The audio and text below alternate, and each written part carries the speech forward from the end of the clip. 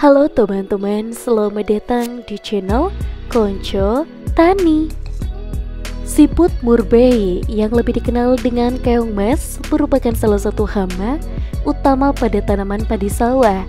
Hama ini dapat menyebabkan kerusakan yang signifikan terhadap suatu tanaman, terutama pada awal pertumbuhan. Pengendalian yang efektif memang sangat penting untuk mencegah kerugian hasil panen. Dampak siput murbei pada tanaman padi.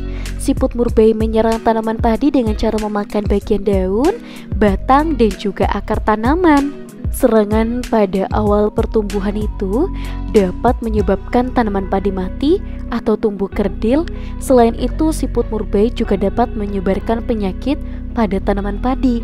Strategi pengendalian siput murbei. Pengendalian siput murbei dapat dilakukan dengan berbagai cara, baik secara manual, mekanis, hayati maupun kimiawi. Dan berikut adalah penjelasan lebih lanjut mengenai masing-masing metode pengendalian. Yang pertama, pengendalian manual.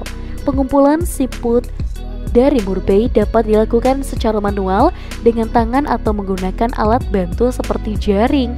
Pengumpulan sebaiknya dilakukan pada pagi atau sore hari saat siput murbei aktif. Telur dari siput murbei ini diletakkan di dekat permukaan air atau pada tanaman di sekitar sawah. Dan pengembalian telur secara rutin ini dapat membantu untuk mengurangi populasi dari siput murbei.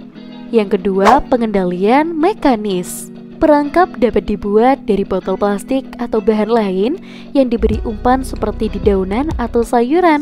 Perangkap diletakkan di beberapa tempat di sawah untuk menarik siput murbei.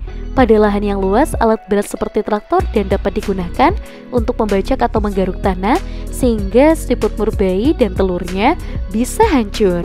Pengendalian hayati.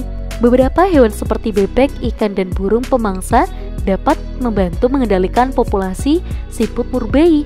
Pemanfaatan dari musuh alami dapat dilakukan dengan cara untuk mengendalikan siput murbei. Mikroorganisme ini dapat menyerang dan membunuh siput murbei tanpa membahayakan tanaman padinya. Yang keempat, pengendalian kimiawi. Molluscicida adalah pestisida yang khusus digunakan untuk membunuh siput murbei.